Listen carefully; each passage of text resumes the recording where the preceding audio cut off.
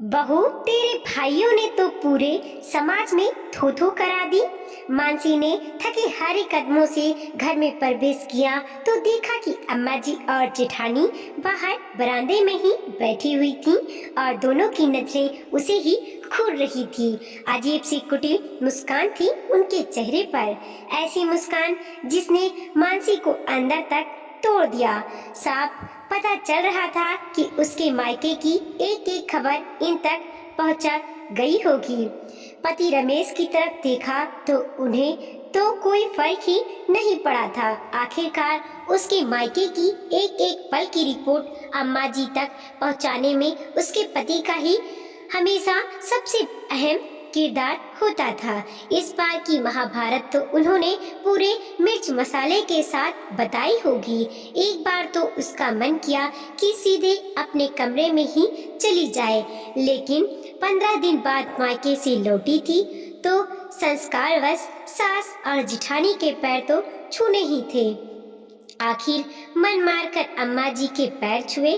अम्मा जी आशीर्वाद देने की जगह बोली, क्यों रे बहुरिया, इस बार क्या नया नाटक हो गया है तेरे मायके में? तेरे भाइयों ने तो पूरे समाज में थू थू करा दी। हमें तो बताते ही शर्म आई कि वो लोग हमारे समधियाने के लोग हैं। पर मानसी कुछ ना बोली, अपनी आंखों में आंसू लिए जेठानी के पैर छुए और अपने कमरे में चली गई। हाय दैया, देखो तो बात करते ही शर्म आ रही है। अरे सिर्फ इतना ही तो पूछ रहा था, नहीं जवाब देना तो मना कर देती। यूं मुंह उठाकर सीधे कमरे में जाने की क्या जरूरत थी? जेठानी जी ने ताना कसा। अरे रहने दे बड़ी बहू, इसके परिवार में ही संस्कार नहीं है तो उसमें कहाँ से होंगे? सुना नहीं इसके दोनों भाइयों बराही पर कैसे लड़ रहे थे, वो भी बाप की जमीन जायदाद के लिए। अम्मा जी भी जेठानी को रोकते हुए पर मानसी पर ताना कसते हुए बोली, हाँ अम्मा, ये बात तो सही है। मुझे तो बड़ी शर्म आई वहाँ पर, कैसे बेशर्मों की तरह झगड़ रहे थे दोनों भाई जमीन जायदाद के लिए। रमेश बीच में ही बोल पड़ा। तीनों इतना जोर से बात कर रहे थे कि उनकी बातें अंदर तक मानसी को सुनाई दे रही थी। सुनकर मानसी अंदर अपने कमरे में रो रही थी। एक तो पिता की मौत का गम था ही, ऊपर से बरौही पर उसके दोनों भाई जमीन जायदाद के लिए लड़ पड़े। इससे समाज में अच्छी खासी किरकिरी हो गई। लेकिन यहाँ ससुराल वालों को तो अच्छा खासा मुद्दा मिल गया था। अब तो उठते बैठते खाते पीते इसी किस्से पर बातचीत चलती रहती। आखिर मानसी भी क्या कहती, जब मायके में भाइयों ने ही नहीं सुनी तो यहाँ ससुराल वालों को क्या चुप कराए। यहाँ तक कि कुछ दिन बाद आस पड़ोस की औरतें अम्मा जी के पास आकर बैठी तो उनके सामने ही अम्मा ने कहा, अरे आजकल के तो जमीन जायदाद के लिए लोग कैसे कैसे कदम उठाते हैं। घोर कलयुग आ गया है। अब हमारे ही समधी को देख लो, उनके दोनों बेटे पिता की मौत के बरौहे दिन ही जायदाद के लिए लड़ पड़े। यह बात चाय लाते हुए मानसी ने सुन ली। उसने धीरे से अम्मा जी से कहा, अम्मा जी, अब जो हो चुका है उसे बार बार क्या बोलना। हाँ तो गलत थोड़ी ना कह रही हूँ, अब जो हुआ है वही तो बोल रही हूँ। अब हर घर के बच्चों में संस्कार तो माता पिता ही डालते हैं। एक तुम्हारे परिवार को देख लो जो जमीन जायदाद के लिए लड़ पड़ा, और यहाँ मेरे दोनों बच्चों को देख लो, बिल्कुल राम लक्ष्मण है। दोनों में कितना भाईचारा है। अम्मा जी हाथ नचाती हुई बोली। इतने में एक पड़ोसन बोली, पर कुछ भी कह नहीं सकते बहन जी, वक्त का कोई पता नहीं है। राम लक्ष्मण तो भगवान है, हम तो फिर भी इंसान हैं। हमारी कहाँ तुलना भगवान से। बच्चों की नीयत कब बदल जाए कुछ कहा थोड़ी ना सकते हैं। इसीलिए बड़ों को चाहिए कि वक्त रहते ही अपनी संपत्ति का बंटवारा कर दें। बहुत कम ही भाई होते हैं जो बराबर बंटवारा करते हैं, वरना अधिकतर तो संपत्ति को लेकर लड़ते ही रह जाते हैं। उसकी बात सुनकर अम्मा जी तुनकते हुए बोली, होंगे ऐसे बच्चे, मेरे बेटे तो ऐसे नहीं है, उन्हें तो मैंने संस्कार दिए हैं। और वैसे भी परिवार तो एक साथ ही अच्छा लगता है, यूं बंटवारा करके परिवार को तोड़ना का हमें तो कोई शौक नहीं है। हम तो अपने जीते जी बंटवारा ना करें। आखिर पड़ोसन अम्मा जी के आगे कुछ कह ना पाई। कुछ समय बाद अम्मा जी के मायके में उनके भाइयों ने काफी कर्जा हो जाने पर अपना पुराना घर बेचना चाहा, जिसे बेचने के लिए कागजों पर अम्मा जी के साइन की जरूरत पड़ी, क्योंकि प्रॉपर्टी अम्मा जी के दादाजी के समय की थी और अम्मा जी के पिताजी इकलौते वारिस। अब पिताजी तो रहे नहीं, इसीलिए अम्मा जी के दोनों भाई और स्वयं अम्मा जी उस प्रॉपर्टी की जिम्मेदार हैं। अम्मा जी को जिस दिन पेपर पर साइन करने जाना था, उस दिन रमेश और बड़े बेटे सुरेश दोनों ने अपने काम से छुट्टी कर रखी थी, क्योंकि दोनों को ही पक्का विश्वास था कि कर्ज उतरने के लिए प्रॉपर्टी बेची जा रही है, तो अम्मा जी को तो हक दिया ही नहीं जाएगा। बस फिर क्या था, दोनों भाई अम्मा जी के साथ घर से रवाना हो गए। जब शाम को तीनों वापस आए तो काफी गुस्से में थीं, पर सुबह के भूखे हारे तीनों खाना खाने बैठ गए। साफ पता चल रहा था कि वहाँ कोई कहासुनी हुई है, इसीलिए इन लोगों ने अभी तक खाना नहीं खाया है, वरना अम्मा जी अपने मायके से कभी भूखी तो नहीं आती थी। जेठानी अंदर रसोई में गर्मा गर्म रोटियां सेक रही थी, वहीं मानसी उन लोगों को खाना परोस रही थी।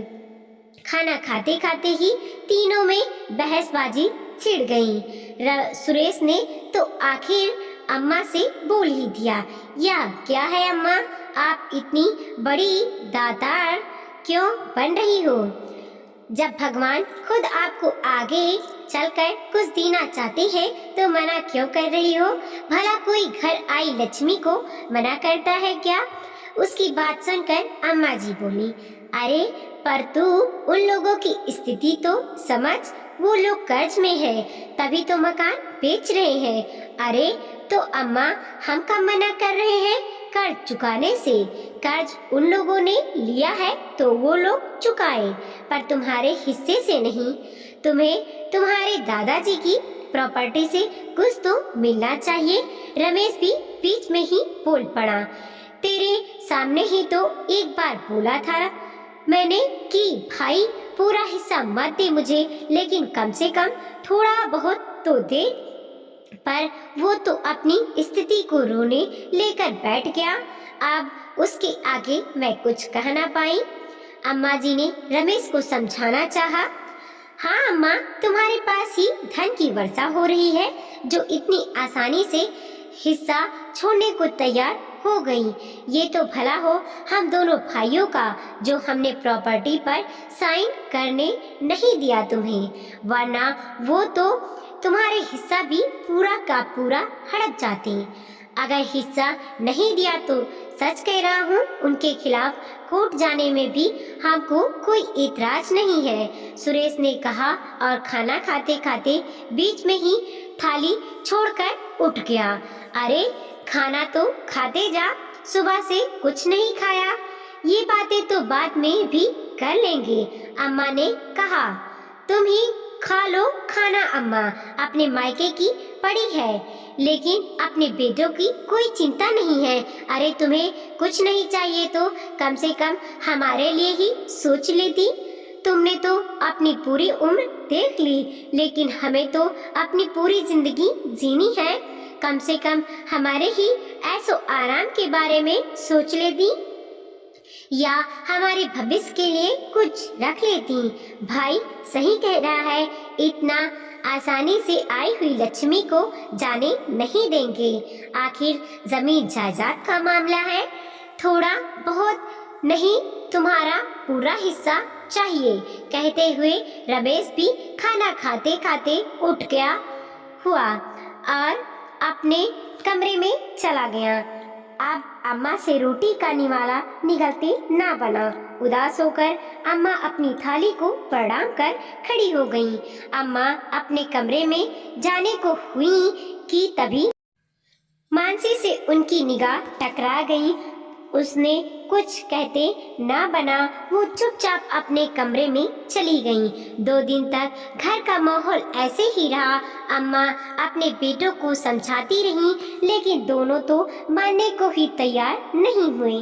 2 दिन बाद जब अम्मा के मायके का फोन आया तो घर में फिर से कहा सुनू शुरू हो गई। आखिर आपके भाई की इतनी हिम्मत कैसे हुई अम्मा? आप ही के हिस्से में आधा हिस्सा आपको देकर आप पर कोई एहसान कर रहे हैं क्या वो लोग? साफ साफ कहो उनसे कि आप पूरा हिस्सा लोगी। सुरेश ने कहा। हाँ अम्मा, अब तो कोर्ट केस होकर ही रहेगा। तुम्हारे हिस्से की 1 फूटी कौड़ी ना छोड़े, वहाँ पर हम लोग देख लेना, अच्छे से सबक सिखाएंगे उन्हें। रमेश ने भी हाँ में हाँ मिलाते हुए कहा। अरे पर तुम दोनों समझो तो सही, वो लोग बहुत परेशान हैं, कैसी स्थिति से गुजर रहे हैं। भगवान का दिया हमारे पास सब कुछ है, फिर क्यों इतने से हिस्से के लिए लड़ रहे हो तुम लोग? अम्मा दोनों को समझाते हुए बोली। अम्मा तुझे कुछ भी बोलने की जरूरत नहीं है, हम खुद ही देख लेंगे कि हमें क्या करना है।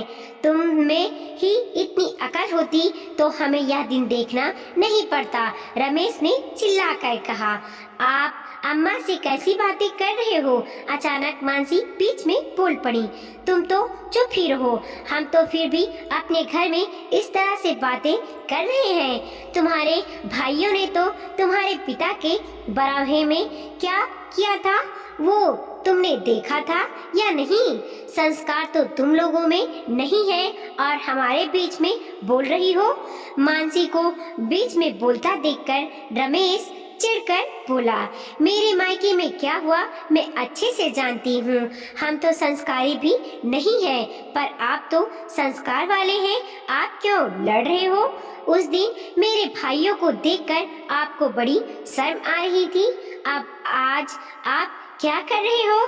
मेरे भाई तो आपस में ही लड़ रहे थे, पर तुम लोग तो जायदाद के लिए अपनी अम्मा तक से लड़े पड़े। मानसी ने कहा तो रमेश गुस्से में आग बबूला हो गया। मानसी पर हाथ उठाने के लिए वो आगे बढ़ा तो अम्मा ने उसे रोकते हुए मानसी से कहा, बहू तुझे बीच में बोलने के लिए किसने कहा? तू अपने मायके में भी नहीं बोल रही थी ना, तो यहाँ पर भी मत बोल। सही कहा अम्मा जी, मैं तो अपने मायके में भी नहीं बोली थी, यहाँ तो बोलने का मुझे बिल्कुल भी हक नहीं है। पर अम्मा जी एक सलाह जरूर दूंगी। मेरे भाई तो मेरे पिता की मरने के 12वें दिन जायदाद के लिए लड़े थे, लेकिन आपके बेटों का तो कोई भरोसा नहीं, इसीलिए अपने जाने से पहले खुद ही बंटवारा कर जाना। जमीन जायदाद है ही ऐसी चीज जो अच्छे अच्छे के संस्कार को धराशाही कर देती है। कहकर मानसी अंदर कमरे में चली गई, लेकिन मानसी के मुंह से कड़वे की सच्चाई सुनकर अम्मा जी सोचने पर मजबूर हो गईं। आखिर सही तो कह रही थी वो, लेकिन अम्मा जी की आखिरी चली भी कहाँ। ना तो अम्मा जी ने कभी अपने जीते जी जमीन जायदाद का बंटवारा किया और ना ही अपने मायके में अपना हिस्सा छोड़ा। सिर्फ छूटा तो मायके से हमेशा के लिए संबंध, लेकिन बस इतना फायदा हुआ था कि अब मानसी को बेवजह के ताने मारने तो बंद कर दिए थे। वीडियो को लाइक कीजिए, कमेंट कीजिए और अपनी दोस्तों के साथ जरूर शेयर कीजिए। चैनल पर नए हैं प्लीज सब्सक्राइब कीजिए और देखते रहिए मोटिवेशनल स्टोरी।